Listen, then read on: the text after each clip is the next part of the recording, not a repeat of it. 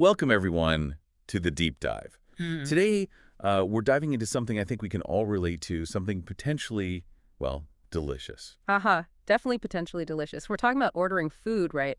Specifically in English-speaking restaurants. Exactly. It sounds simple, maybe, but there are nuances, aren't there? We've got some great source material packed with phrases, tips, basically everything you need to feel, really confident doing it. That's the goal, whether you're traveling or just dining out locally or even navigating everyday chats that might involve food. This is about making those interactions smoother, more natural. Right. And we're aiming for a truly deep understanding today. We want this to be, well, perhaps the most thorough exploration of ordering food you've ever heard. We're going long on this one. Settling in for the long haul, then. It's a surprisingly rich topic when you broke it down. It really is. Yeah. So what's the plan? What are we covering in this extended session? Okay, so first we'll look at a pretty realistic restaurant dialogue, kind of set the scene. Yeah, listen in on how it might actually sound. Then we'll pull out the key vocabulary from that dialogue, the really useful bits. The essential ingredients, you could say. Nice one. Then we'll broaden out, look at a whole bunch of other common phrases you might need, from the moment you walk in. You're asking for the check. Exactly. Yeah. All the stages. Arrival, ordering, after the meal. We'll cover it all. Okay, good. And wasn't there something about grammar, too? Like a specific point? Ah, yes. That little but important distinction between would like and want. We'll definitely unpack that. It's subtle but makes a difference. Okay, cool. And practice stuff. Our sources usually have that. They do. We'll touch on the kinds of practice exercises suggested, listen and repeat, quizzes, challenges, just to give people an idea of how to really make these phrases stick. Fantastic. Sounds like a comprehensive plan. More than comprehensive, maybe. It is. And it's fascinating because ordering food, it seems so mundane, doesn't it?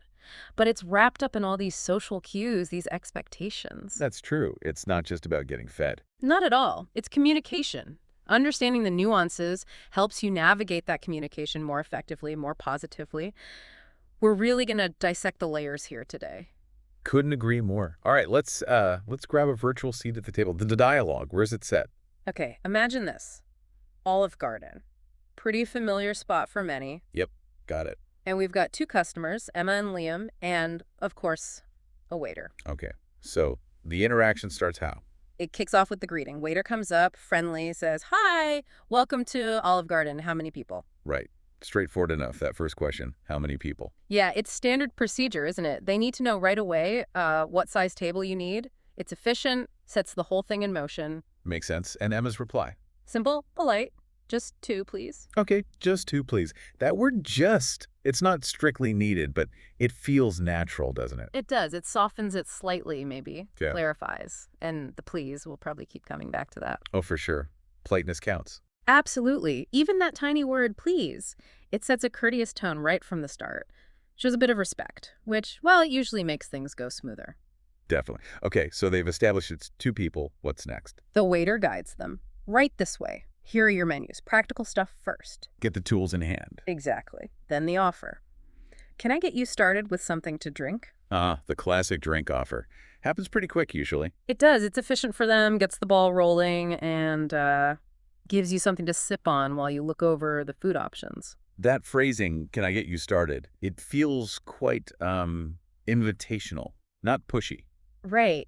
It's helpful. It frames it as the beginning of the service, the start of the experience, allows you to settle in. What do you think about that particular way of asking? I like the get you started part. It acknowledges, yeah, this is just the first step. We're easing into the meal. And Emma's response is quick. What does she say? Yes, I'll have a lemonade.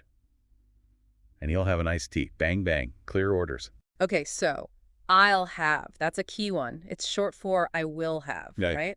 Super common, very natural way to state your choice. And she also orders for Liam. And he'll have an iced tea. Is that generally okay? I think so, yeah. Especially if you know the person well, know what they want, it just speeds things up, keeps it flowing. Right. Saves the waiter asking again. Yeah. Streamlines it.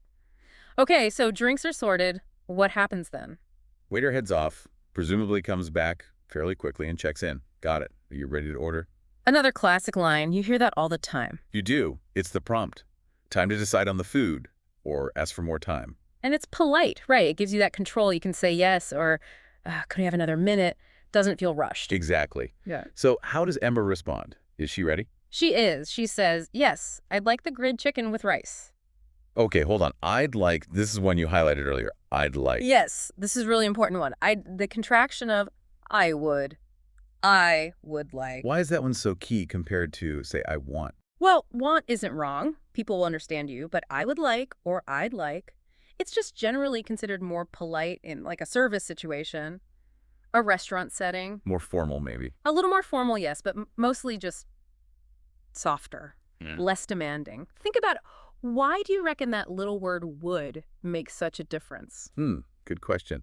Maybe it feels more like a request than a command. I want sounds a bit like give me this now, whereas I would like is more like if possible, this is my preference. It shows consideration for the person serving you. That's a great way to put it. It acknowledges their role in providing the service. It's a subtle social lubricant, really. Yeah, okay, that makes sense. So Emma uses I'd like. What about Liam? Liam follows up with, and I'll have the pasta with tomato sauce, please. Ah, so he uses I'll have, which we said was also fine. Totally fine. Very common. Perfectly polite.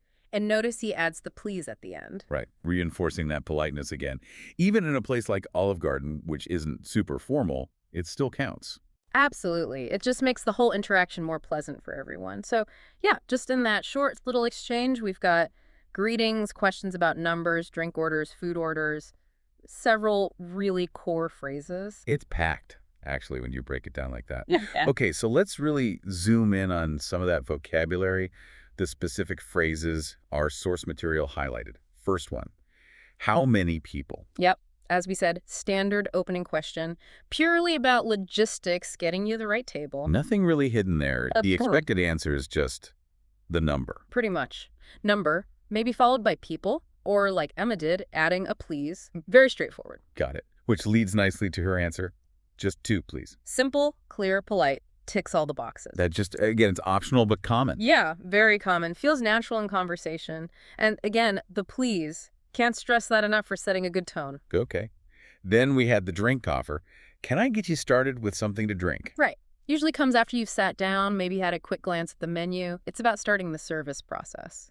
Getting things moving. Exactly. And it's helpful, right? They bring you drinks while you focus on the food choices, gives them a chance to maybe gauge what you like too. True. And the response phrase we focused on was, I'll have...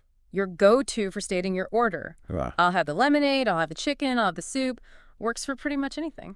concise, clear, polite enough, not demanding. Precisely. It's like the verbal equivalent of pointing nicely at the menu item you want. Okay. Then the check-in. Are you ready to order? The waiters signal that they're ready for your food choices, if you are. Right. It's checking your timing, giving you the option. Very courteous. Avoids making you feel pressured if you're still deciding between, I don't know, the pasta and the fish. Definitely been there. Okay. And then back to I'd like. Yes. The slightly more formal, definitely more polite option for ordering. Our source really emphasizes this one. So while I'll have is good. Perfectly good, absolutely common. Bunner just adds that extra touch of polish, especially maybe in a fancier place or if you just want to be extra courteous. Exactly that. It elevates the politeness just a notch. Can't hurt, right? Right. And the last one from the dialogue specifically was, he'll have ordering for someone else. Yeah, very useful in certain situations if you're with kids or someone's shy or you've discussed it beforehand. Keeps things efficient. Waiters must be used to that. Oh, totally. Helps avoid confusion, ensures accuracy. Especially handy in bigger groups, probably. Okay, so that dialogue and its key phrases give us a really solid base. But dining out involves more than just that initial order, obviously. Absolutely. There's the whole arc of the experience. And thankfully, our sources provide a wider range of phrases for different points in that arc. Right, categorized, which is helpful. So let's dig into those now. Extend our linguistic menu. Sounds good. Let's start at the beginning. When you arrive, what's the absolute classic? Has to be. Table for two, please. Or three or four, whatever. The essential entry phrase. Direct, polite. Tells them exactly what you need first. Universally understood. Can't go wrong with that one. What else for arrival? Hmm. Maybe if you have a seating preference. Good point. The source suggests, can we sit by the window? Can we? That phrasing seems important again, making it a request. Exactly. It's polite. It acknowledges that maybe all the window tables are taken, much better than, say, demanding we want the window table. Shows flexibility. Okay. And what if you've planned ahead, made a booking? Ah, then you use, we have a reservation under name. So in our dialogues case, maybe it wasn't used, but it's super useful generally. We have a reservation under Smith or whatever your name is. All right, just slot your name in. That must save time at the host stand, especially if it's busy. Definitely. Helps them find your booking quickly, gets you seated faster. Smooth start. Okay, so that covers arrival pretty well. Now, moving into the ordering phase itself, what if you're staring at the menu and nothing's jumping out? You're undecided. Excellent scenario. The phrase for that is, what do you recommend? Ooh, I like that one. Puts the ball in their court. It does, and it's great for a few reasons. One, it helps you decide. Two, it shows you value the waiter's knowledge. They often know the specials, the popular dishes, the chef's pride and joy. Could lead you to something amazing you wouldn't have picked otherwise. Exactly. It invites a bit of interaction, leverages their expertise. Highly recommended phrase, ironically. Good one. Okay, what about dietary needs? This is crucial for some people. Absolutely critical. The example given is, I'm allergic to nuts. But obviously, you substitute nuts for whatever applies to you, shellfish, gluten, dairy, anything. You shouldn't feel awkward saying this. Yeah. Right, it's essential safety info. Not at all. It's vital. Restaurants need to know to prepare your food safely. Be clear, be direct. Your health comes first. Okay, good. Now, for those of us already thinking about the end of the meal while ordering the main course. Planning ahead. Yes, you might ask, can I see the dessert menu? Is it okay to ask that early? Sure, why not? It shows you're interested. Maybe you want to make sure you leave enough room. Or perhaps you'll order dessert later, but you just want to see the options now. It's perfectly fine. Good to know. And then just a more specific ordering example. Yeah, the source gives. I'll have the steak, medium rare. Okay, so that shows being precise. Not just the steak, but how you want it cooked. Exactly. For things like steak or sometimes fish, specifying how you want it cooked is important. Medium rare, well done, medium. It avoids disappointment and helps the kitchen get it just right for you. Reduces the chance of sending something back, too, I suppose. Right. Clarity is good for everyone. Okay, brilliant. So we've arrived, we've ordered, hopefully enjoyed the food. Now what? Yeah. The after-eating phase. Time to wrap things up. The most essential phrase here is probably, can I get the check, please? Or sometimes people say bill. Can I get the bill, please? Check or bill, both okay. Both are perfectly understood in most English-speaking places. North America tends to use check more. Maybe UK Australia uses bill more. But honestly, either works. It clearly signals you're ready to pay. Polite, direct, got it. What if you're dining with friends and you don't want one person stuck with the whole amount? Ah, the classic dilemma. The phrase you need is, can we split the bill? Oh, that's handy. Yeah. Saves that awkward shuffle when the bill arrives. Exactly. Ask up front or when you ask for the check. Most restaurants are totally fine with splitting it, either evenly or sometimes even by item, though that can get complicated. Asking clearly avoids confusion later. Very practical. Yeah. And finally, just a nice way to finish the interaction. Always good to end on a positive note if you enjoyed it. It was delicious, thank you. Simple, sincere. Yep. A little bit of appreciation goes a long way, acknowledges the effort of the kitchen and the service staff. Always nice to hear. Definitely. Wow, okay, so that's a really good collection of phrases covering the whole restaurant visit. Feels much more manageable when you break it down like that. Okay. It does, doesn't it? Having the right words for each stage just builds confidence. Totally. Now, you mentioned earlier we were going to look at a specific grammar point, that difference between would like and want. Let's tackle that. Right. This is a nuance, but it's one that can really affect how you come across, as we touched on with the dialogue. Yeah, I'd like versus I want. Exactly. So the core message is, while I want is perfectly understandable, and you might use it with friends or family in a restaurant setting, interacting with staff, I'd like is generally the better choice. Why again? Remind us. It just sounds more polite, less demanding, more like a request. It softens the statement. Think of it as adding a layer of courtesy. Okay, so it signals respect for the service situation. Precisely. Our source gives some clear examples to show the contrast. On the polite side, you have, I'd like a coffee. Or using the other common phrase, I'll have the salmon. Both perfectly polite, clear, standard ways to order. Notice the contractions again, I'd, very natural in speech. Right, and the less polite, maybe too direct example. Yeah, the source uses, I want a pizza. Okay. And the waiter will understand that, obviously. Of course, they'll understand the meaning. But it just sounds a bit more abrupt, a little demanding, maybe even slightly childish, depending on the tone. Okay, so it's not wrong grammar.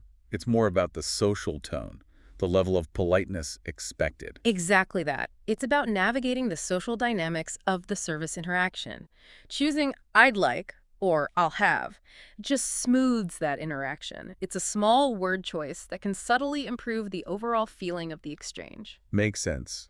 A little politeness goes a long way, as they say. It really does, especially when you're maybe in a new cultural setting or just want to make sure you're being considerate. Okay, good distinction to keep in mind.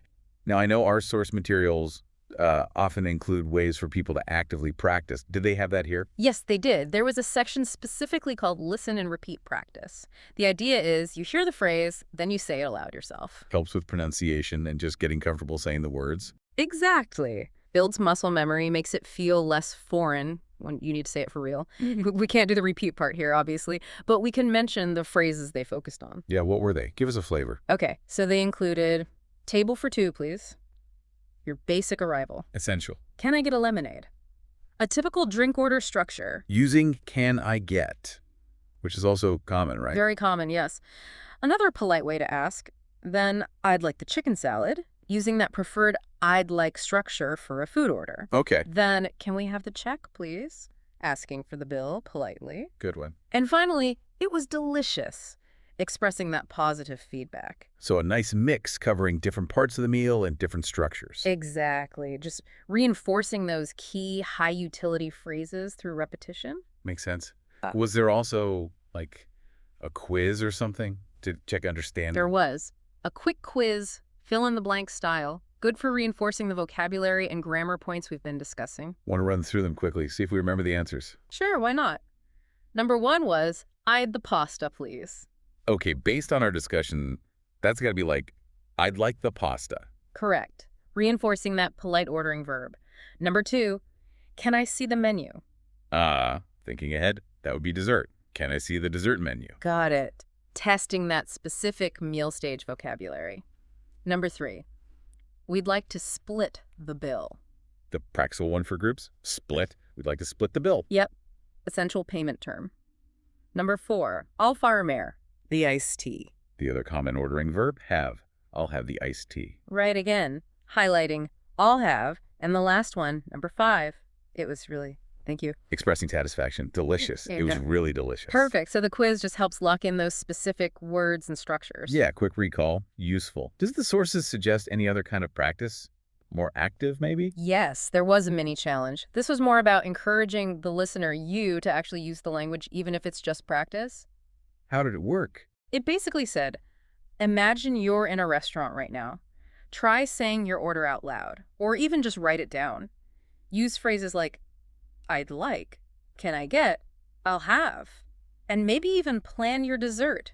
"For dessert, I'll try." Oh, I like that. Visualization plus active production. Exactly. It's about moving from passively knowing the phrases to actively being able to produce them yourself.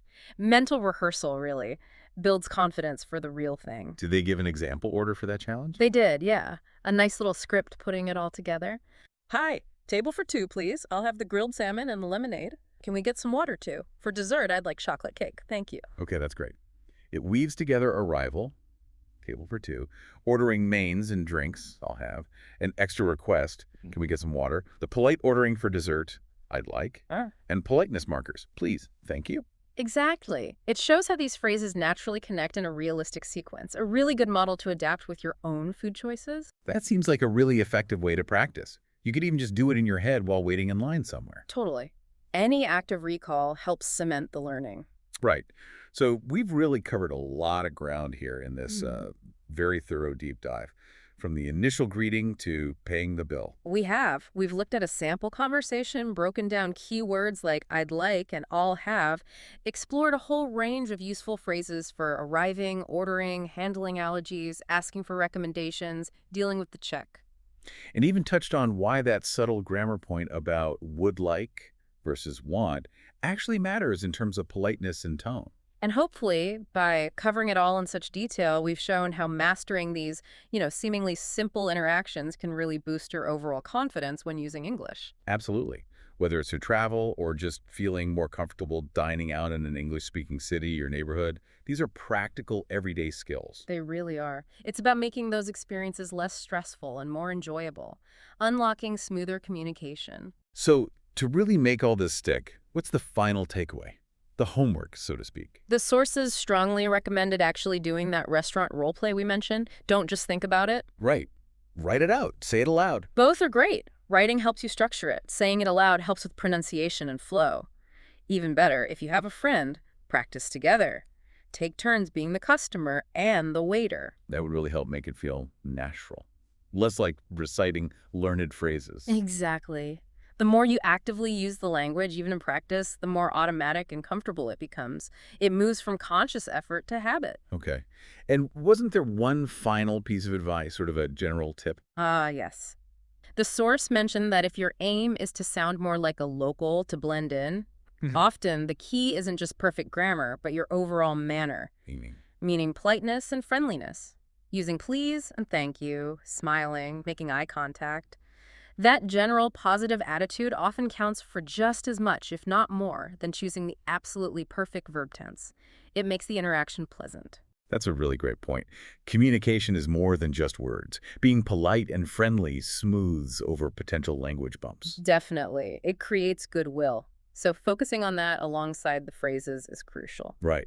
So we've equipped people with the phrases, the grammar nuances, practice ideas, and a reminder about politeness. Seems pretty comprehensive. I think we've thoroughly explored the menu of ordering food in English. How so? Well, you had one student who's just really skeptical, kind of dismissive of the whole thing. Right. Didn't buy it. Not at all. And then another student was the complete opposite, totally enthusiastic, like, yes, this is me. Huh. Okay, classic reactions to personality tests. So what kind of adjectives came up for the skeptical student? Well, initially it sounded pretty good.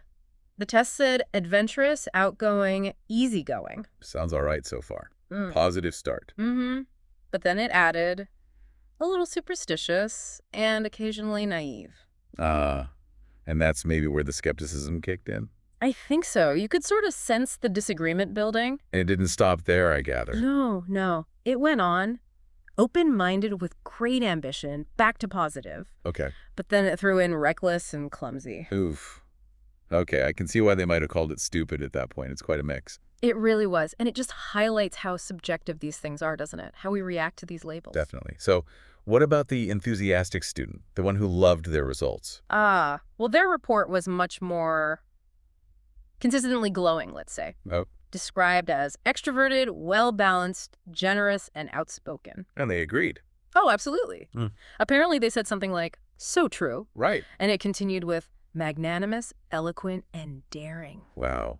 Quite the list. And the reaction was even stronger. This is totally me.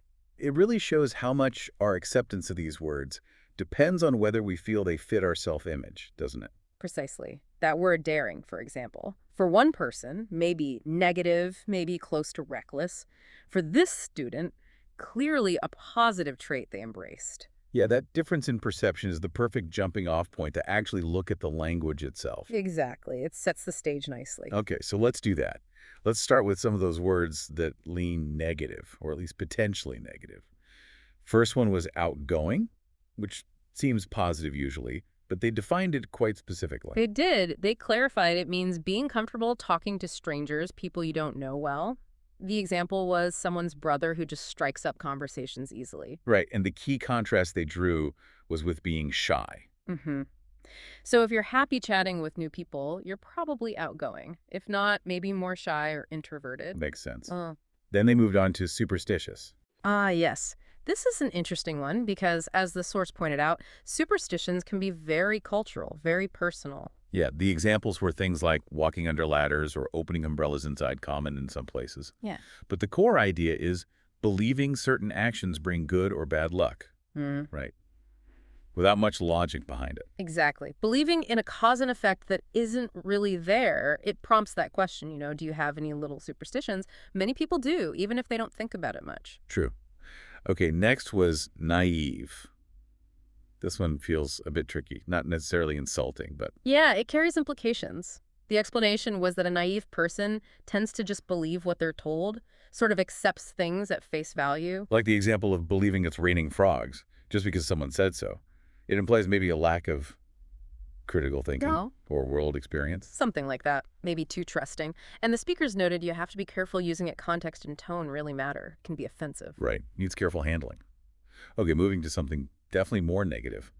Reckless. Yeah, this paints a clearer picture. Acting without thinking about the consequences, often dangerously. The definition was doing things without forethought. Yeah. Sometimes perilously. And the example was driving without a seatbelt.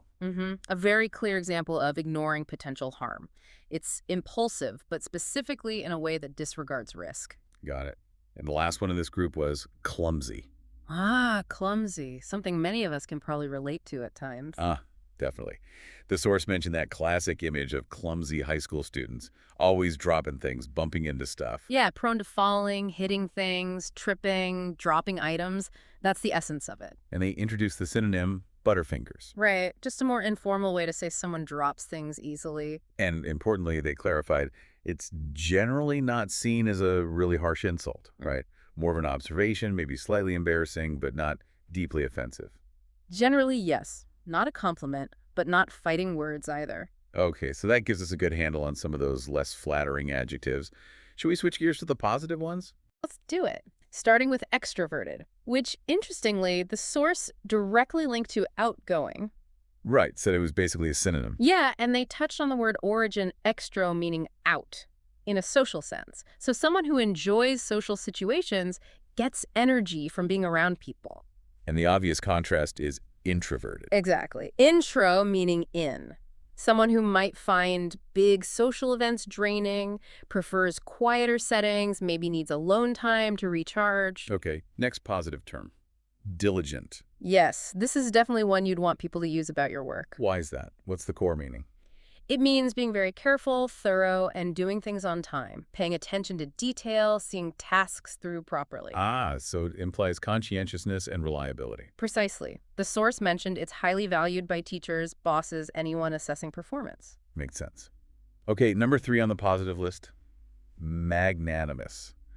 This sounds a bit more formal. It is, yeah, but it describes a really admirable quality. Which, Being generous and unselfish, doing things for the benefit of others, thinking about their well-being. okay, so beyond just generosity. I think so. The example given was donating a large chunk of your salary to help earthquake victims. It implies a sort of large-heartedness, real altruism, big-spirited. That's a great way to put it. All right, next. Eloquent. This one's specifically about communication. How so? Being a really good speaker, someone who uses language effectively, persuasively, makes people want to listen. It's about the impact of their words. So not just using big words, but speaking well. Exactly. It's the skill, the artistry in how they express themselves. Think of a great public speaker, maybe. Got it. And the last positive one they highlighted was daring. Yes, and this one, as they noted, can be a bit double-edged. How do you mean? Well, it can be positive, like taking a bold but smart risk in business that pays off. That's daring in a good way. But it can also lean towards reckless if the risks are foolish or dangerous. The example was skydiving, definitely daring. Whether it's seen as admirable or just risky depends on perspective. Right, context is key again. So that's quite a spectrum of words we've covered, positive and negative. What did the source say about actually using this vocabulary? Well, they brought it back to practical situations like job interviews. The classic describe yourself in 3 adjectives question. Exactly. Knowing these words and their nuances makes answering that a lot easier. Or even discussing weaknesses, another common interview question. So maybe you wouldn't choose superstitious and naive for that one. Probably not advisable, no. But understanding words like, say, reckless versus maybe prone to taking calculated risks could be useful. Fair point. And they mentioned some homework. Yeah, apparently in the original 5-hour chat, the participants were asked to find an adjective to describe themselves and think about it, which is actually a pretty good exercise for anyone listening. Definitely. A bit of self-reflection. Which of these words fit you? What words might others use? It's useful. And then, kind of related, the conversation shifted to describing personalities we might find, well, difficult. Irritating, even. Okay, how do they approach that? They used the example of the type A personality. Type A. We've all heard that one. How do they define it? As someone who is maybe too extroverted, too hardworking, but in a specific way, Very serious, often anxious, always needing to be busy, controlling. Doesn't sound very relaxing to be around. No. Often not very easygoing, maybe not great listeners, tend to insist on their own way. Right, so driven, yes, but potentially difficult in teams or relationships because of that intensity and lack of flexibility. That's the picture they painted. It shows how even positive traits, like being hardworking, can become problematic if they're extreme or unbalanced. That idea of balance seems important. Finally, the source mentioned an audio review section. What was the takeaway there? It seemed to be about reinforcing the vocabulary. They didn't have the full audio for us, but the summary mentioned providing definitions and example sentences. Which is crucial for really learning new words, isn't it? Seeing them in context. Absolutely. They apparently highlighted some interesting contrasts, like the difference between naive and ignorant, or reckless versus just careless. Subtle but important distinctions. And they revisited words like open-minded, superstitious, clumsy, eloquent, extrovert.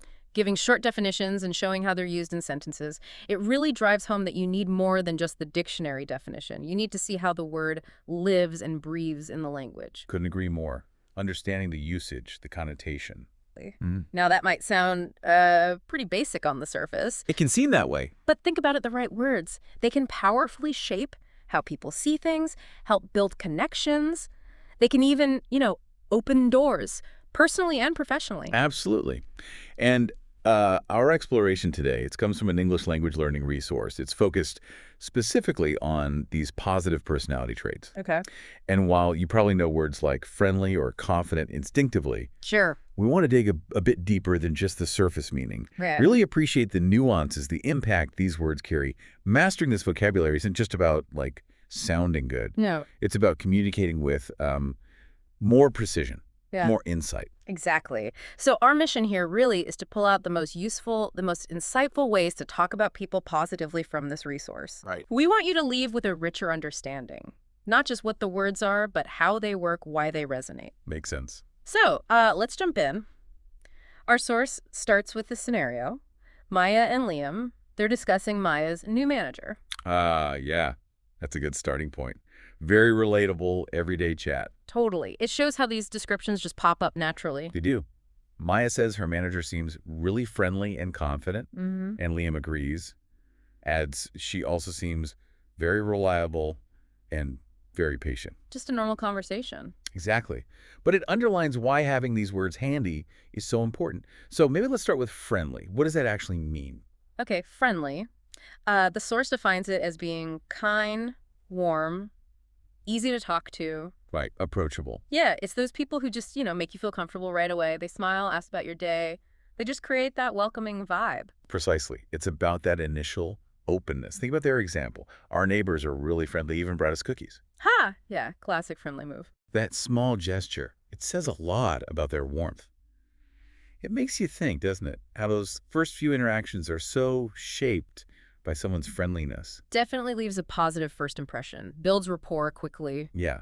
What kind of impression do those really friendly people leave generally? Well, a lasting good one, I'd say. It just breaks down walls instantly. Okay, so next. Confident. Yeah. This is one we often admire, right? Mm-hmm. But what are the core bits of, true confidence? Well, according to the resource, it really starts with believing in yourself, in your abilities. Okay. And it shows up in how someone carries themselves. They speak clearly, stand tall. They seem to trust their own judgment. It's like an inner certainty that kind of radiates out. And the source makes a really, really crucial point here, doesn't it? About arrogance. Yeah, the difference between confidence and arrogance. People mix them up all the time. Oh, constantly. But they're worlds apart, really. Yeah. Confidence comes from that solid self-belief. Arrogance often seems to come from a need to feel superior. Right. You see it in how they talk, maybe? A confident person can state their case firmly, without putting others down. An arrogant person might be more dismissive or boastful. That's a good distinction. It raises an interesting question, though. How do you actually spot true confidence versus arrogance in, real life? What are the signs? That's a tough one sometimes. I think maybe it boils down to how they treat other people. Yeah. Like you said, a genuinely confident person doesn't need to diminish others to feel good.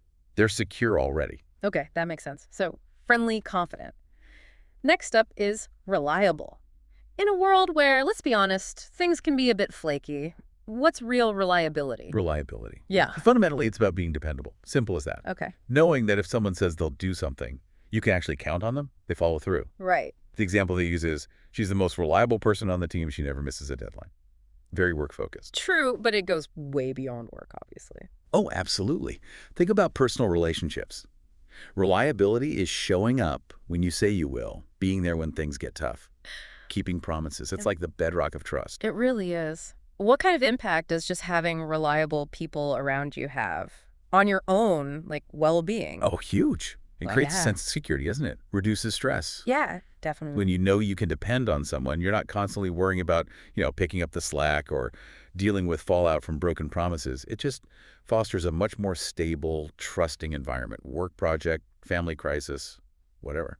Stable and trusting. Good words. Okay, now, patient. What does it mean to really embody patience? Patience. Mm.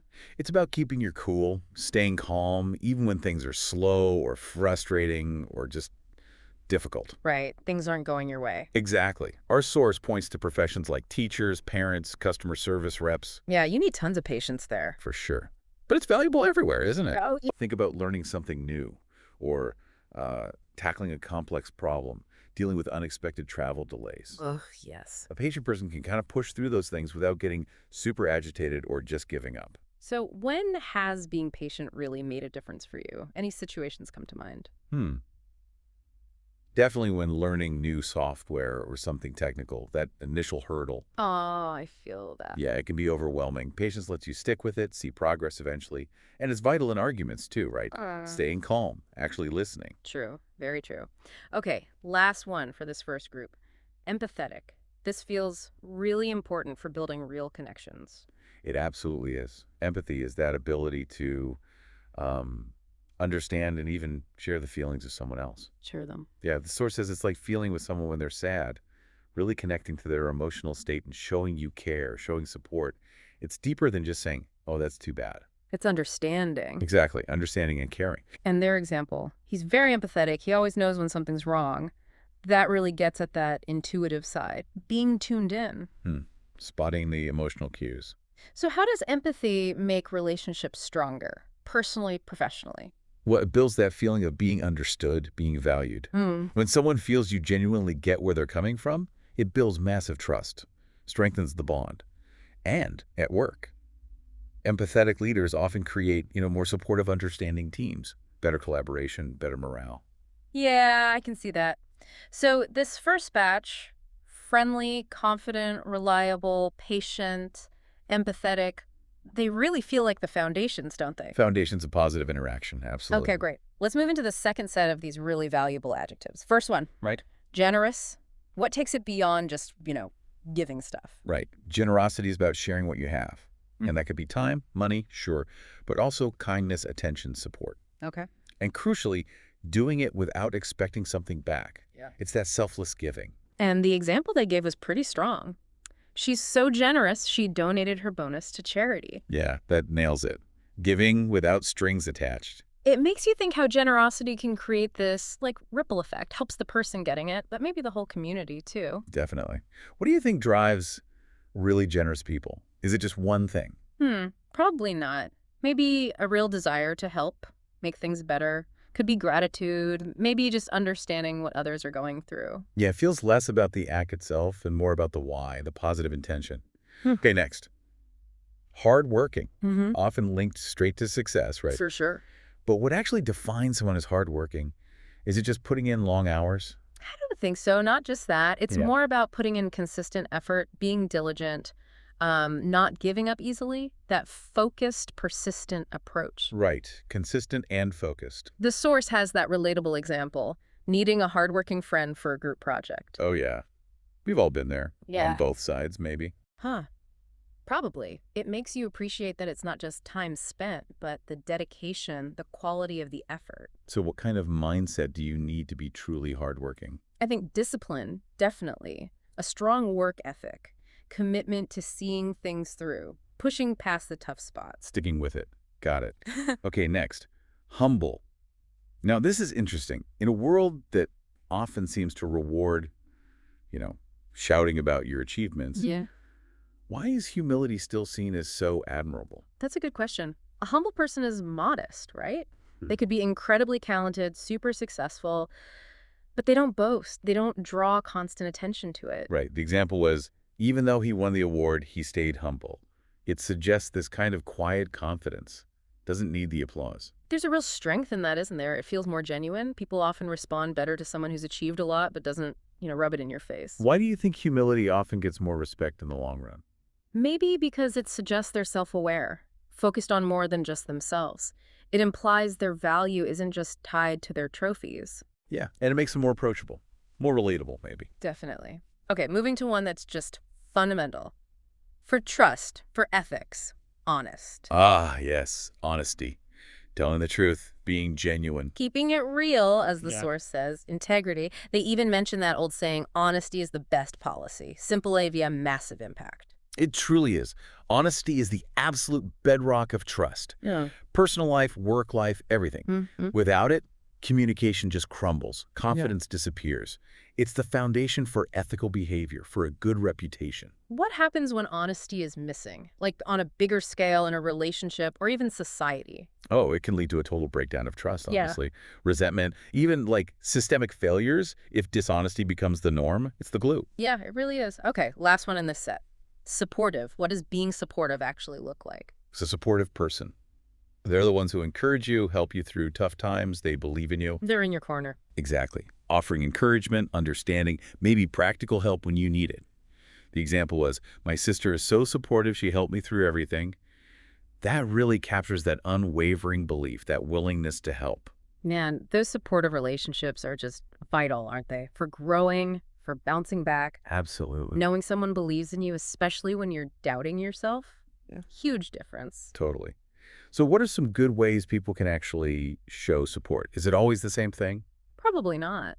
Could be just listening, really listening, offering validation. Sometimes it's practical help, like bringing over dinner, sometimes just being there. Yeah, it's about figuring out what that specific person needs in that moment and offering it genuinely. Right.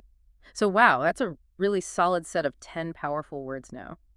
Friendly, confident, reliable, patient, empathetic. Generous, hardworking, Yeah. humble, honest, and supportive. A great toolkit. And like our source points out, these aren't just, words floating around. They have real value in how we navigate the world, especially professionally and socially. It's exactly right. Think about using these words consciously. When you give a compliment, maybe, Yeah. praising a colleague for being reliable, or telling a friend how empathetic they are, or even thinking about them for, say, cover letters or your LinkedIn profile. Using them authentically, of course. Right. Authentically. But these words can genuinely shift how others see you and how they see the people you're talking about. It really shows the power of being intentional with language. Choosing these specific positive words helps us communicate better, builds stronger connections. Definitely. Now, our source also mentioned an audio review section. You said it reinforces these ideas. It does. It's quite clever, actually. It pairs a really short definition with the word and then gives a clear example sentence. It's a great way to kind of lock it in your mind, see it used practically. Like a quick mental recap. Exactly. Helps embed the words in their meanings. We could maybe revisit a few examples just to make it concrete. Yeah, good idea. Yeah. What was the one for friendly? Okay, friendly. Definition. Kind and easy to talk to. Example. She's so friendly, everyone loves her. Simple, clear, impactful. Absolutely. And confident. Definition. Believes in themselves. Example. He's confident when speaking in meetings. Yeah. Instantly paints a picture, right? Self-assurance in a work context. Totally. What about reliable? That's a key one. Yep. Defined as can be trusted. And the sentence, she's reliable, she never cancels plans. So relatable. Everyday dependability. Yeah, we all know someone like that. Yeah. I wish we did. What about empathetic? How did the audio review capture that? Definition. Understands others' feelings. Example. She's very empathetic. I can talk to her about anything. That just speaks volumes about the trust empathy builds. It really does. Okay. Humble. Defined concisely as doesn't brag. And the example. He's so humble, even though he's very successful. That contrast really gets to the core of it. Yeah, it does. And one more, maybe supportive? Sure. Definition. Always there to help. Sentence. My friend is so supportive, she always encourages me. That feeling of having someone consistently backing you up. Going through those audio examples, it really cements not just the definition, but the feeling, the real-world impact of these qualities. Makes you think about the people you know, which words fit them. Precisely. And it highlights why having this more nuanced vocabulary is so useful. When you want to describe someone positively, you can be specific, more meaningful, moves beyond just saying, oh, they're nice. Yeah. It's interesting because worry is part of it, but anxious often feels a bit more intense, doesn't it? More persistent, maybe. Yeah. And it can even have physical signs, like you mentioned, the fluttery stomach, maybe a racing heart, sweaty palms. Have you noticed that yourself, those physical sensations? Oh, for sure. Okay, so Tom then replies, trying to pull himself together a bit. He says, "Thanks. I'm trying to stay positive, but it's been tough lately." Right. Two more useful words there. Positive and tough. Let's unpack those. What's he telling us with positive and tough? Okay, so positive here. It means trying to keep a hopeful outlook. Yeah. Trying to see the good side, even when things are difficult. It's about resilience, optimism. Exactly. Sometimes it's a conscious choice, focusing on potential good outcomes instead of just the problems. Do you know someone who's just naturally positive? Yeah. Those people who can kind of lift your spirits? Yeah, it's a great quality. Yeah. But like Tom says, sometimes you have to try to stay positive. It takes effort. It really does. Which kind of leads us nicely into the next word he uses, tough. Right. And the fact he says he's trying highlights that it isn't always automatic, especially when things are, well, tough. So tough just means difficult, challenging, right? Pretty much. When Tom says it's been tough lately, he's basically saying he's been going through a hard time. Facing difficulties, things haven't been easy. It's quite a general way to put it. It is. That phrase, it's been tough lately, is super common. It lets you signal you're having difficulties without necessarily going into all the details. Gives you a bit of privacy, but still communicates how things are. Exactly. Listener, have you had a tough week recently? It's something we all experience, and we often use this kind of general language. And finally, in this little exchange, Emma offers support. She says, "Let's grab some coffee and talk it out. You'll feel better." Which is lovely, simple, but powerful, offering comfort, connection. Yeah. And it also kind of subtly highlights how important talking and, social support are when we're dealing with difficult feelings. So true. Just talking can make a huge difference sometimes. Definitely. Okay, so just from that short chat between Emma and Tom, we've pulled out 5 really key emotion words. Down, overwhelmed, anxious, positive, and tough. And we saw them used really naturally, didn't we, in normal conversation? Which is so important for learners, right? It's not enough just to know the definition. No way. You need to get a feel for how it works in real time, how it sounds, how you actually use it. Exactly. Couldn't agree more. All right. So our source material then moves on, introduces another set of 5 emotion words, equally important, just as common. Okay. Let's check those out now. The first one in this second batch is excited. What's it mean to be excited? Excited. That's usually a nice one. It's that happy, energetic feeling, right? When you're really looking forward to something great happening. Yeah, anticipation, enthusiasm. A feeling of joy, maybe? Yeah. Enthusiasm is a good word. Yeah. The example sentence is spot on, simple. I'm so excited about the trip. You can almost hear the energy in that, can't you? You really can. Yeah. So, listener, what are you excited about right now? Maybe a holiday coming up, a new project, seeing people you care about. It's definitely a forward-looking feeling, usually about something pleasant. Can range from just mild anticipation to, like, real exhilaration. Okay, next step. Frustrated. I think this is another one most of us can relate to pretty easily. Yes, unfortunately. Yeah. So what does it mean to feel frustrated? Well, frustrated is when you're feeling annoyed, maybe upset, even a bit angry. Right. Because something isn't working the way you want it to, or you're hitting roadblocks. Can't achieve your goal. Yeah, there's often that sense of helplessness, isn't there? Or lack of control, like you're banging your head against a wall. Totally. The example given is, I felt frustrated when the app kept crashing. Oh my goodness, yes. Anyone who uses tech knows that feeling. Tell me about it. So listener, what else makes you feel frustrated? Slow internet, misunderstandings, trying to learn something new and just not getting it. All good examples, very relatable.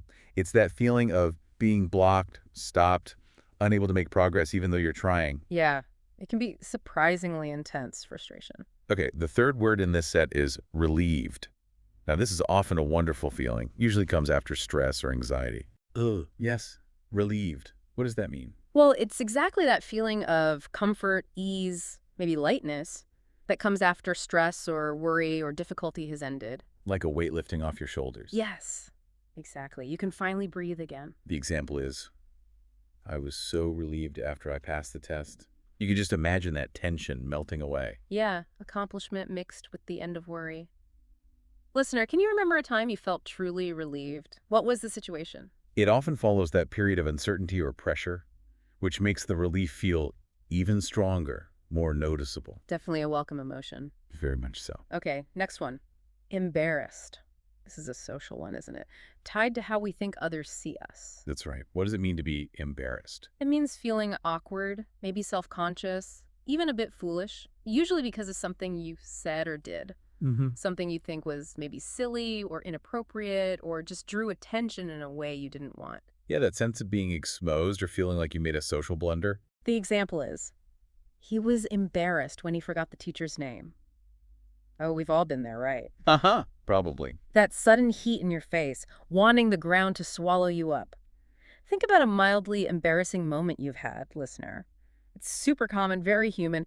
Can be anything from a slight blush to, like, total mortification. And the context matters hugely, doesn't it? What's slightly awkward in one situation might feel much worse in another. It's often about our perception of social rules and wanting to fit in. True. Okay, finally, in this second set of words, we have grateful. This is a really positive, important one. Absolutely.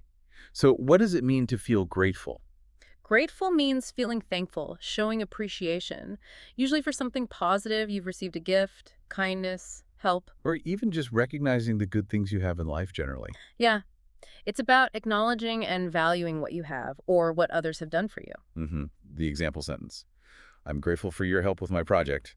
That clearly shows it's often directed towards someone for their actions. Right. So, listener, what are you currently grateful for? Taking a moment to actually think about that can really boost your mood, you know? It absolutely can. It's an emotion that encourages positivity, strengthens relationships, Yeah. and just contributes to overall well-being. It shifts your focus from what you lack to what you have. So, okay, we've now looked at 10 keywords. Down, overwhelmed, anxious, positive, tough. Excited, frustrated, relieved, embarrassed, and grateful. Right. And as we've talked about, each one has its own specific flavor, its own nuance. And that nuance is just vital, isn't it, for communicating effectively? Yeah. Choosing the right word lets you be precise about your feelings. So people understand you better. Exactly. Reduces misunderstandings. Absolutely. Just saying, I feel bad is so vague. Totally. It doesn't really tell anyone anything useful, but saying I feel frustrated or I feel down, those communicate very different things, invite different responses. Precisely. And our source material actually goes a step further to help cement this learning. They have what they call an audio review section, which is basically a list of short, descriptive phrases paired up with the emotion word we've just discussed. Yeah, it's a great way to hear the link, isn't it? Between a little description of a feeling and the specific word helps lock in that association. Definitely. Okay, let's run through these pairings then. First descriptive phrase is a little sad, and that connects directly to Down. yeah. And the example sentence in this review bit is, she looked down after the meeting. You can almost picture it, can't you? That slight visual cue of feeling low, lowered eyes, maybe posture. Exactly. It paints a little picture. Okay, next. The phrase too much to handle naturally links to Overwhelmed, the example. He felt overwhelmed by the responsibilities. Again, captures that feeling of being burdened, struggling to cope. Then we have nervous or worried, which corresponds directly to Anxious, example sentence. She gets anxious before public speaking. Very common trigger, as we said. Following that, trying to see the good side neatly matches. Positive, an example. Even in bad times, he stays positive, which really highlights that effort, that resilience we talked about. Next up, difficult or challenging clearly points to Tough, example. yeah. It's been a tough week at work. Concise, widely understood way to say things have been hard. Okay, moving to some happier ones. Very happy and looking forward to something is a great description of. Excited, example. I'm excited about the weekend trip. You can feel that buzz. Then upset because of problems or delays, a feeling we know well is best described as. Frustrated, and the example. I felt frustrated waiting in traffic. Oh, yes. The quintessential modern frustration, being stuck. Huh. So true. Next, feeling better after stress ends. Perfect, concise way to describe being. Relieved, example. I was relieved when the power came back on. A small thing, maybe, but a definite relief. Definitely. And then we have feeling awkward or shy, which aligns with being. Embarrassed. Example, I was so embarrassed when I tripped. That momentary loss of cool, the self-consciousness. Finally, the phrase feeling thankful corresponds perfectly to. Grateful, and the example, I'm grateful for all your support. Clear expression of thanks for help. What's really good about this audio review part is how it takes these, abstract internal feelings and anchors them in very relatable, everyday situations and these concrete little phrases. Absolutely. And it also shows beautifully how these main emotion words connect to slightly longer descriptions you might use. Right. Like instead of just blurting out, I'm anxious, you could explain a bit more saying, I feel nervous or worried.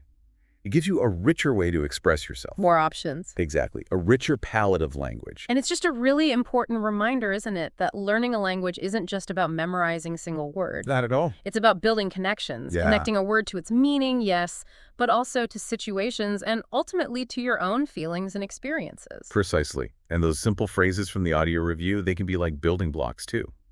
What do you mean? Well, you can take a phrase like a little sad and then add why. I'm feeling a little sad because my friend moved away. Ah, right. Gives you a starting point for more detail. Exactly. A launch pad for more detailed communication about your feelings. Okay, so as we start to wrap up this deep dive into expressing emotions in English, what would you say are the really crucial takeaways for our listeners? Well, I think fundamentally, it's recognizing and understanding this core vocabulary we've covered. These 10 words. Yeah, these 10 words represent a really good range of common, everyday emotional states.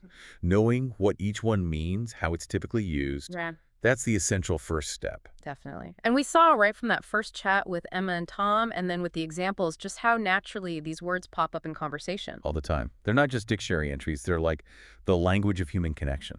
So pay attention. Notice how native speakers use these words. You'll hear them everywhere. Movies, TV, songs, real-life conversations. Getting familiar with how they're used will boost your understanding and your ability to join in. And that audio review section really showed how different phrases can point to the same basic feeling, Yeah. giving you more flexibility, more variety in how you express yourself. You don't always have to use the single word. No, exactly. Yeah. And it also really underlined the value of linking the feeling to a situation and experience, like the examples did. Right. That doesn't just help you remember the word, it helps you understand when it's appropriate to use it. If you think of a time you felt relieved, you're more likely to recall the word and how to use it correctly. Makes sense. Okay, so as we come to our final thought for today, I'd really encourage you, listener, to actively think about how these specific words might fit into your own life. Take a moment, maybe reflect on your day, your week. Think about recent situations. Could you describe your emotions using some of this vocabulary?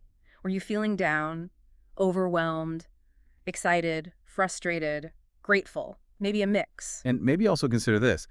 How does having these more specific words actually change how you understand your own feelings? Ooh, interesting. Does it give you more clarity, perhaps? Right. Does it empower you to connect better with others because you can articulate your experiences more precisely? I try to go to bed by 10:30. Okay, so a mix of activities there. Again, we get those verbs, go for a walk, watch a movie, go to bed, and those really useful adverbs, sometimes, and try to. Right. Sometimes suggests it's not every night. Exactly, it's occasional. While try to indicates more of an intention, a goal for her bedtime. It implies it might not always happen, but she aims for it. It's fascinating how much info is packed into just, a few sentences. It really is. It gives you a solid snapshot of her typical weekday. So, the source material then zooms in on some of those key action words, the common routine verbs. Let's maybe walk through a few. First one is wake up. Okay, wake up. Pretty straightforward, right? It's the moment you stop sleeping. The example sentence is, I wake up at 7 a.m. Clear enough. Notice how it pairs with that specific time using at. It's fundamental for starting the day's description and, culturally. Oh. Well, in some cultures, the time someone wakes up might even carry certain meanings. Like waking up super early might signal diligence or fit certain professions. That's a really interesting layer. You don't usually think about that with such a basic verb. Okay, next, take a shower. Example, she takes a shower every morning. What should we notice here? Two things maybe. First, the verb phrase, take a shower. That's the most common way of saying it in English. You might hear have a shower sometimes, especially in, say, British English. But take chick is generally more widespread. Got it. Take a shower. Second, notice the S on takes, because the subject is she. This is that little grammar point we'll circle back to, but it's crucial for the simple present. And adding every morning just really emphasizes the routineness of it. Right, that repetition. Okay, then have breakfast. Example. He has breakfast at 8. Notable points. Again, that third person singular has, not have, because it's he, and have breakfast is the standard phrase for eating that first meal. Mm-hmm. What's interesting about breakfast, though, is just how much it varies globally.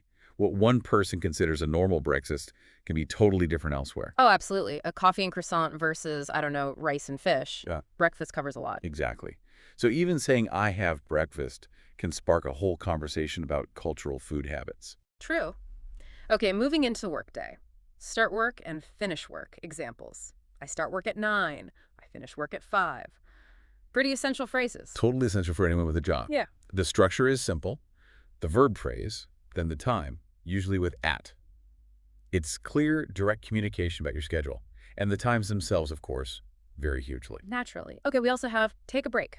Example. I take a break around noon. What's the significance here? Well, this phrase acknowledges that our days, especially work days, aren't just solid blocks of activity. Take a break is super common, emphasizes pausing, resting. Yeah, breaking things up. And that around noon, again, gives that little bit of timing flexibility. Plus, break culture varies a lot too, right? How long, how often? That's such a good point. Short coffee breaks versus a proper long lunch hour. Okay, then evening activities, go for a walk. Example, I go for a walk in the evening. Yeah, go for a walk is a great example of like phrasal verb construction. Go plus for a walk means something specific, a leisurely stroll usually. Right, not just go somewhere. Exactly. And adding in the evening places it in the daily timeline, often suggesting it's for unwinding. Makes sense. Following that, watch a movie. Example, we watch movies on weekends. What's highlighted here? This one's interesting because the example shifts the time frame. It's not daily, it's on weekends. Shows how routines can change. Good catch. Weekday versus weekend rhythm. Right. And watch a movie is obviously common for leisure. Specifying on weekends tells you when this particular activity usually happens for we. And finally, the last one listed is go to bed. Example, I go to bed at 10. Another key part of the cycle. Yep, another very common phrasal verb simply means heading off to sleep. The time at 10 specifies when. And bedtimes, like wake-up times, can also reflect cultural norms or individual priorities about evenings. So wow, just looking at these common verbs gives us the basic words and little hints about daily structure and maybe even culture. Okay, next up, the source digs into time expressions for daily routines. These are the anchors, right? Precisely. They place the actions. First, in the morning. Example, I brush my teeth in the morning.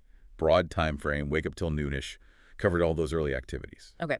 Then at noon or around 1 p.m., example, I ate lunch around 1. More specific, middle of the day, usually lunchtime. And that or around, again, for flexibility. Exactly. After that, in the afternoon. Example, I take a break in the afternoon. This covers, well, noon until evening. Less precise than noon, but very common. Got it. And then in the evening, example, I relax in the evening, typically post-work, pre-bed, leisure time, winding down. And finally, at night, as in I go to bed at night. This usually refers to the period when people sleep or activities right before sleep. These seem so basic, but you really need them to make sense of a routine description. The source also gives us some common time-related phrases. These add more nuance, right? Yes. These are the adverbs of frequency. They tell us how often. First is usually, like in I usually wake up at 7. Means it's typical, the common pattern, but it allows for exceptions. Okay. Then sometimes. So, Example, I sometimes go to the gym. Tells us it happens, but, occasionally, not regularly. right. Next is always. Example, I always drink coffee. This implies it's constant, a never-missed habit. Stronger word, the opposite being never, as in I never skip breakfast. Equally strong, but in the negative. Consistent absence of the action. Precisely. Yeah. And lastly, there's try to, like in I try to sleep early. This is interesting because it expresses intention, effort.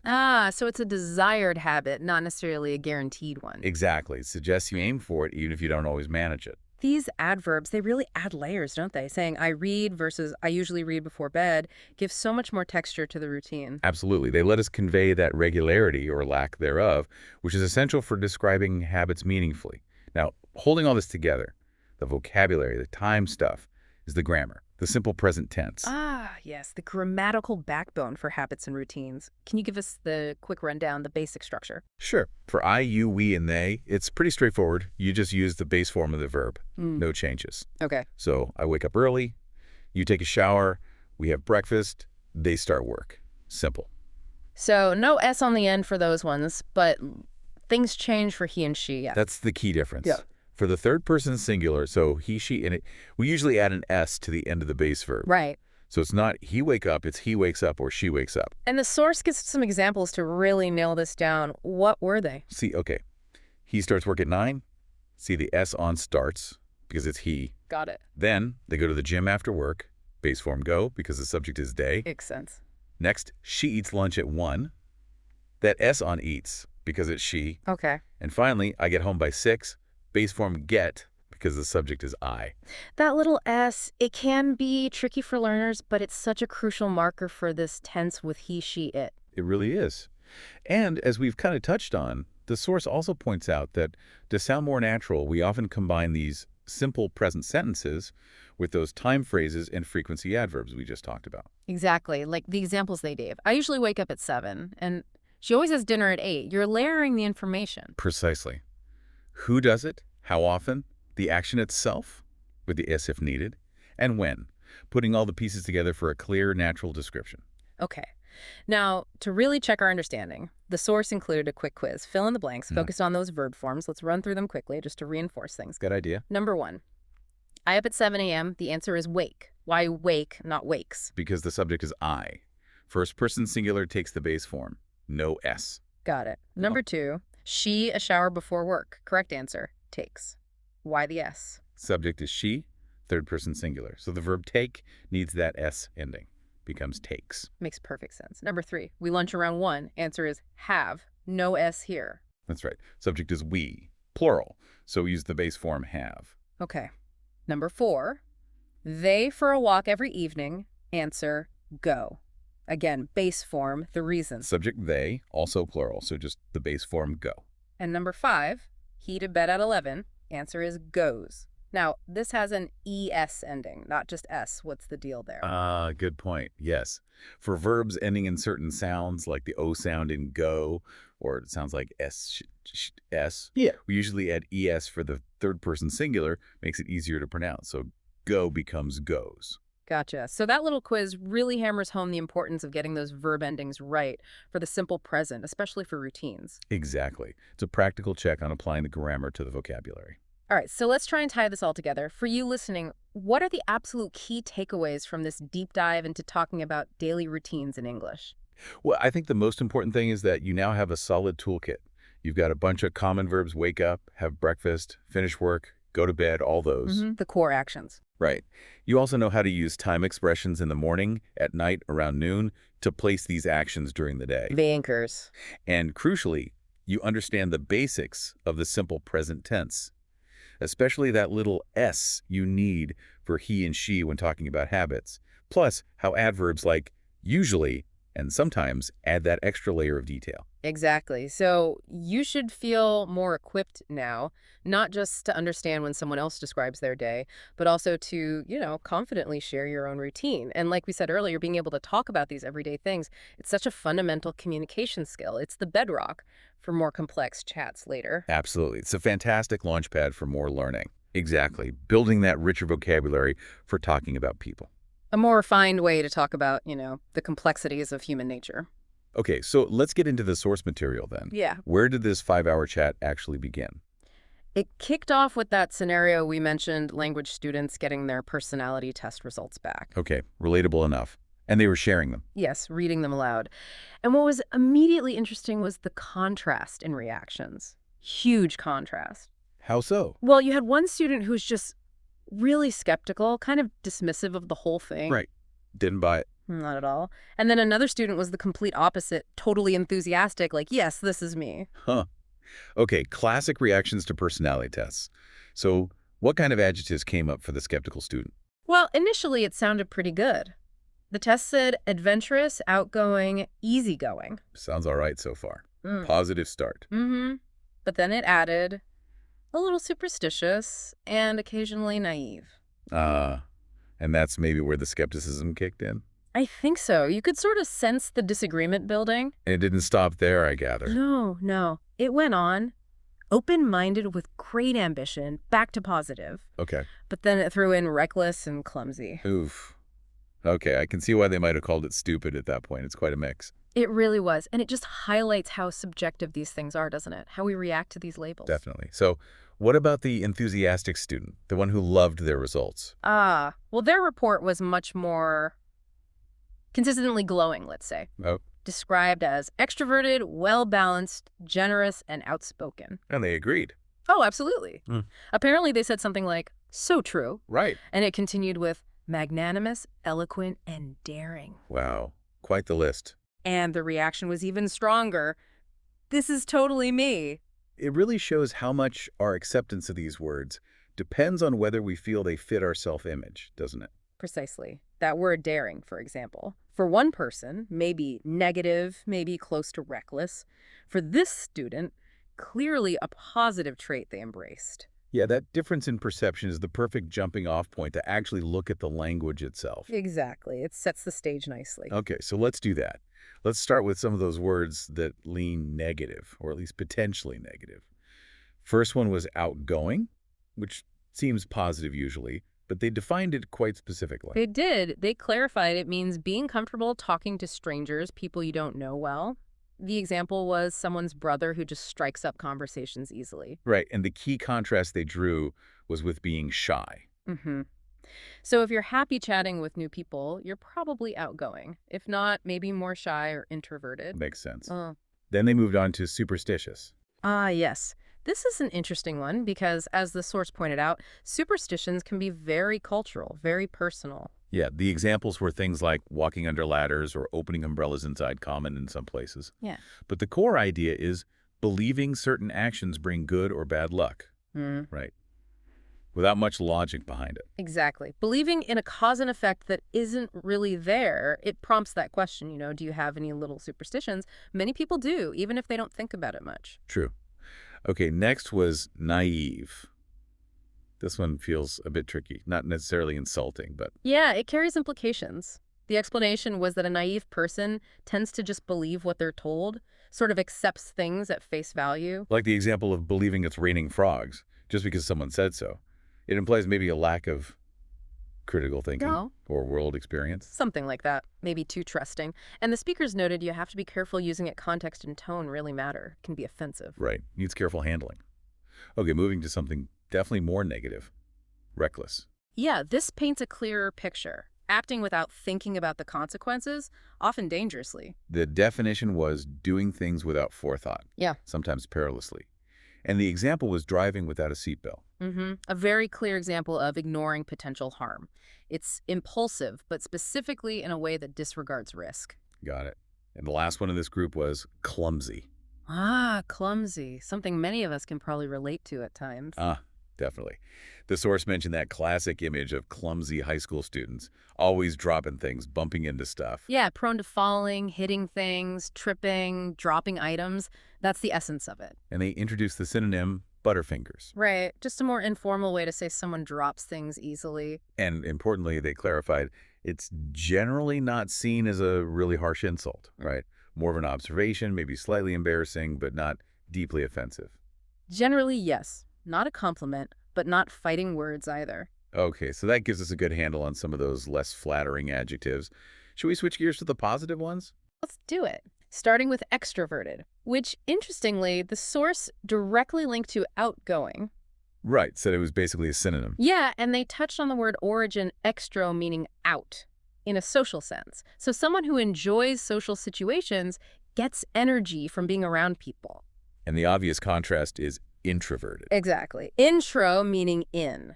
Someone who might find big social events draining, prefers quieter settings, maybe needs alone time to recharge. Okay, next positive term.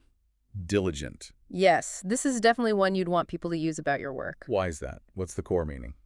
It means being very careful, thorough, and doing things on time, paying attention to detail, seeing tasks through properly. Ah, so it implies conscientiousness and reliability. Precisely. The source mentioned it's highly valued by teachers, bosses, anyone assessing performance. Makes sense.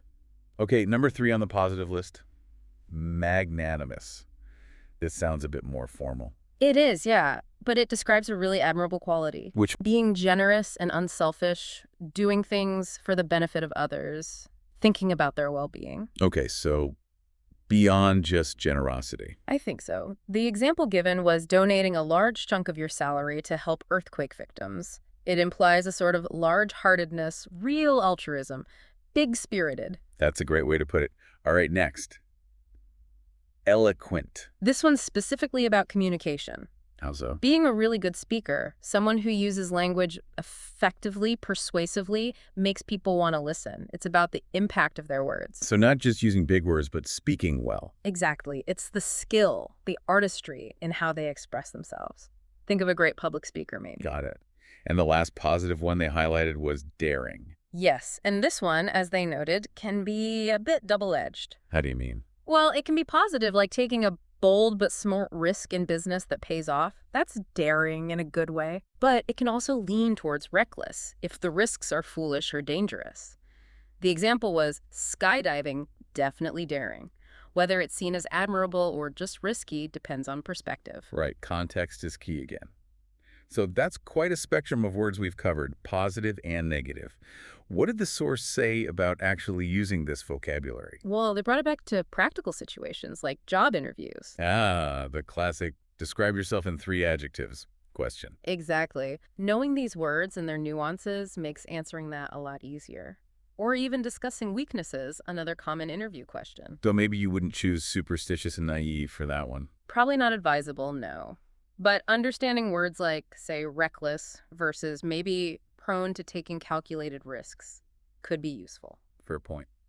And they mentioned some homework. Yeah, apparently in the original 5-hour chat, the participants were asked to find an adjective to describe themselves and think about it, which is actually a pretty good exercise for anyone listening.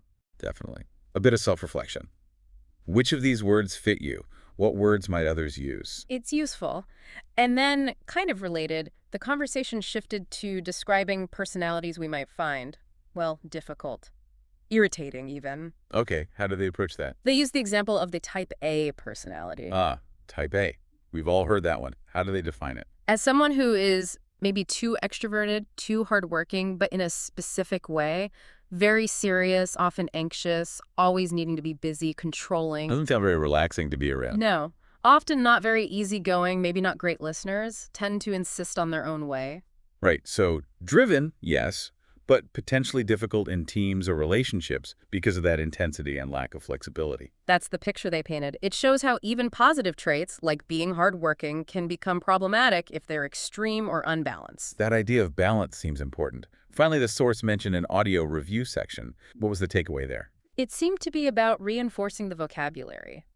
They didn't have the full audio for us, but the summary mentioned providing definitions and example sentences. Which is crucial for really learning new words, isn't it? Seeing them in context. Absolutely. They apparently highlighted some interesting contrasts, like the difference between naive and ignorant, or reckless versus just careless.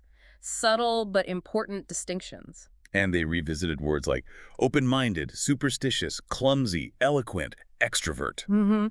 Giving short definitions and showing how they're used in sentences. It really drives home that you need more than just the dictionary definition. You need to see how the word lives and breathes in the language. Couldn't agree more.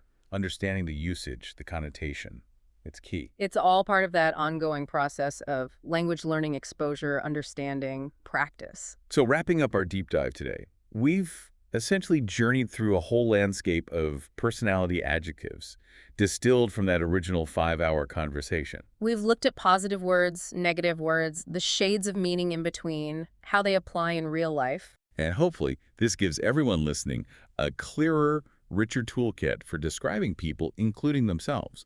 It's about having the right words to capture those complexities. Exactly. And maybe, as a final thought for reflection, consider which of these adjectives really hit home for you. Which ones feel like they describe you well? And perhaps more profoundly, Hmm. are there parts of your personality or others that you feel these common words just don't quite capture? Mm-hmm. How does the language we have available shape or maybe even limit how we understand ourselves and the people around us? That's definitely something to mull over. Food for thought.